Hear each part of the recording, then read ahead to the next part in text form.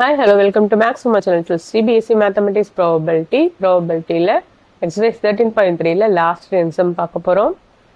Already 12 sums நம்ம முடிச்சாச்சு. previous videos நீங்க பார்க்கலாம். So 13 and 14 are the multiple choice question. The probability that A speaks truth 4/5. So உண்மை பேசுறது வந்து 4/5. A coin is tossed. A reports that a head appears. A reports that a head appears. The probability that actually there was a head is வந்து 4/5 உண்மையை சொல்வேன், மீதி என்ன பண்ணுவேன், பொய் சொல்வேன். இப்போ காயின் டாஸ் பண்ண நான் என்ன சொல்கிறேன், ஹெட்டுன்னு சொல்கிறேன். அது உண்மையாகவும் இருக்கலாம், பொய்யாகவும் இருக்கலாம். ஓகே, இந்த ப்ராபபிலிட்டி தட் ஆக்சுவலி உண்மையாக அது ஹெட்டாக இருக்கிறதுக்கான சான்சஸ் கேட்குறாங்க. ஓகேவா? ஸோ அப்போ ஏ வந்து ஸ்பீக்ஸ் ட்ரூத் ஈ1 எடுத்துக்கலாம், ஏ ஸ்பீக்ஸ் ஃபால்ஸு லை சொல்கிறத வந்து E2 எடுத்துக்கலாம். So X be the event that a head appears. Okay, head appears. E1 வந்து 4/5. E2 வந்து அப்போ 1 minus 4/5. 1 minus 4/5.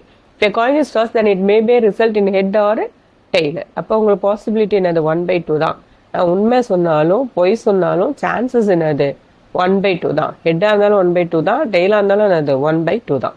So P of X bar E1 equal to P of X bar E2 equal to 1/2. நமக்கு தேவை head இருக்கிறதுக்கான வாய்ப்பு. அப்போ E1 bar X நமக்கு தேவை. ஹெட்டு இது ஹெட்டு, இது டெய்ல். இப்போ என்னது பேஸ் தீரத்தில் நம்ம எல்லாத்தையும் சப்ஸ்டிட் பண்ணி போட வேண்டியது தான். ஓகேவா? P of E1 4/5 into 1/2, 4/5 into 1/2 அப்படியே இருக்கும், 1/5 into 1/2. ஸோ நம்ம இது வரைக்கும் போட்ட மெத்தட் படி 1/2 காமன் எடுத்துட்டிங்கன்னா 4/5 + 1/5. அப்போ ஆட் பண்ணிங்கன்னா என்ன வரும், 5/5 ஆகிடும், 1 ஆகிடுமா? ஸோ இங்கே 4/10, 1/2. இந்த 2 என்ன ஆகிடும், கேன்சல் ஆகிடும். ஓகேவா? ஸோ 4/5/1. அப்போ ரெசிப்ரோக்கல் எடுத்திங்கன்னா என்ன ஆகிடுது, 4/5. ஸோ கரெக்டாக ஆன்சர் என்னது, ஏ.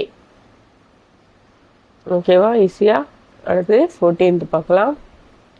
A and B are two events such that A is subset of B and P of B not equal to 0, then which of the following is correct? இதில் எது கரெக்டுன்னு கேட்குறாங்க. ஓகேவா? A வந்து subset of B. பிக்சர் போட்டிங்கன்னா A வந்து subset of B. அப்போது A intersection B என்ன வரும், ஏன்னு வரும். ஸோ உங்களுக்கு இந்த ஃபார்முலா தெரியும். P of A given that B equal to P of A intersection B by P of B. So P of A intersection B நம்ம என்னன்னு பண்ணலாம், P of Aன்னு சொல்லலாம். P of B என்ன சொல்லிட்டாங்க, நாட் ஈக்குவல் டு 0ன்னு சொல்லியிருக்காங்க. அப்போ அதோட value என்னவா இருக்கும், 0லேருந்து 1 தான் இருக்கும். So 0 less than P of B less than or equal to 1. So P of B இந்த பக்கம் கொண்டு வந்தீங்கன்னா 1/P of B must be என்னது, greater than or equal to 1. இப்போ P of A வால் நம்ம மல்டிப்ளை பண்ணலாம். So P of A by P of B வரும். ஓகேவா? P of A by P of B-ன்றது என்னது, P of A given B. So P of A given B greater than or equal to P of A. இந்த statement எங்கே இருக்கா, அது இருக்கா. So hence the correct option is C. அவ்வளோதான், சக்ஸஸ்ஃபுல்லாக இந்த exercise நம்ம முடிச்சாச்சு. தேங்க்யூ.